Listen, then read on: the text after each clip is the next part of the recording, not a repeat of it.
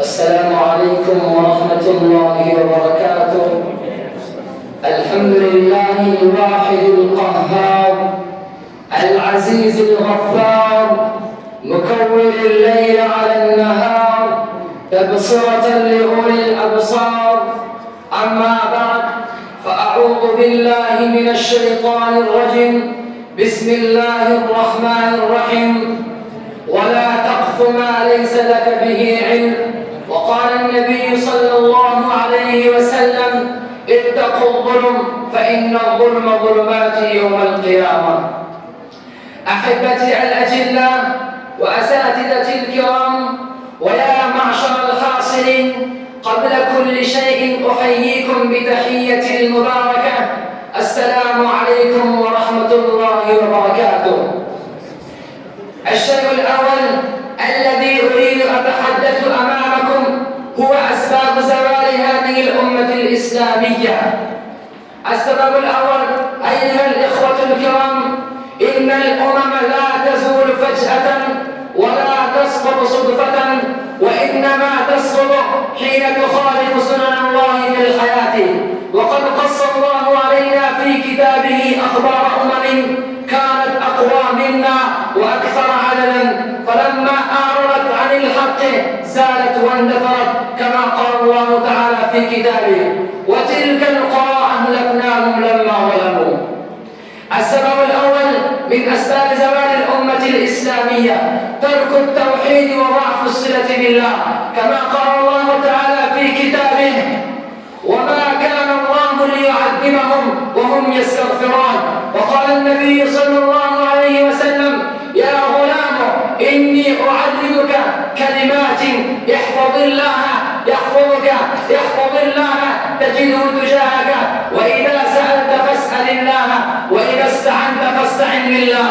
واعلم أن الأمة لو اجتمعت على أن ينفعوك بشيء لم ينفعوك إلا بشيء قد كتب الله لك، ولو اجتمعوا على أن يضروك بشيء لم يضروك إلا بشيء قد كتب الله عليك. السبب الثاني انتشار المعاصي والمنكرات، كما قال الله تعالى في كتابه: ظهر الفساد في البر والبحر بما كسبت أيدي الناس ليذيقهم بعض الذي عملوا لعلهم يرجعون. وقال النبي صلى الله عليه وسلم: إذا ظهرت المعاصي في قوم عمهم الله بعذاب من عنده. السبب الثالث الظلم بكل صوره، كما قال الله تعالى في كتابه: ولا تحسبن الله غافلا عما يعمل الظالمون. وقال النبي صلى الله عليه وسلم: اتقوا الظلم فإن الظلم ظلمات يوم القيامة. السبب الرابع التفرق وترك الاجتماع، كما قال الله تعالى في كتابه: ولا تنازعوا فتفشلوا وتذهب ريحكم واصبروا إن الله مع الصابرين. السبب الخامس ترك الأمر بالمعروف والنهي عن المنكر، كما قال الله تعالى في كتابه: لعن الذين كفروا من بني إسرائيل على لسان داود وعيسى بن مريم ذلك بما عصوا وكانوا يعتدون، كانوا لا يتناهون عن منكر فعلوه لبئس ما كانوا يفعلون. كما قال النبي صلى الله عليه وسلم: لتأمرن بالمعروف أو لتنهون عن المنكر. السبب الثاني الذي أريد أن أتحدث أمامكم هو نهوض هذه الأمة الإسلامية. السبب الأول الرجوع إلى الكتاب والسنة، كما قال الله تعالى في كتابه: إن هذا القرآن يهدي للتي هي أقوم ويبشر المؤمنين الذين يعملون الصالحات أن لهم أجرا كبيرا. السبب الثاني الإخلاص، ولن تسمو الأمم ولن تقوم لها قائمة إلا إذا صحت النية وخلص القصد، كما قال عمر بن الخطاب رضي الله عنه: نحن قوم أعزنا الله بالإسلام، من طلب العز في غيره لن يجد إلا بالله.